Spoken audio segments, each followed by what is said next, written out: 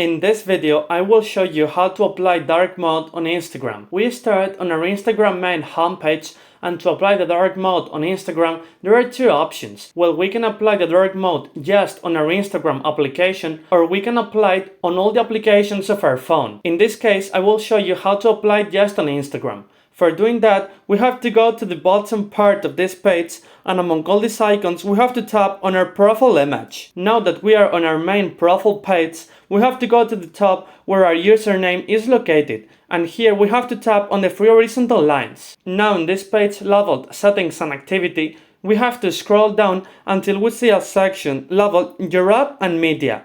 As you can see, it is here.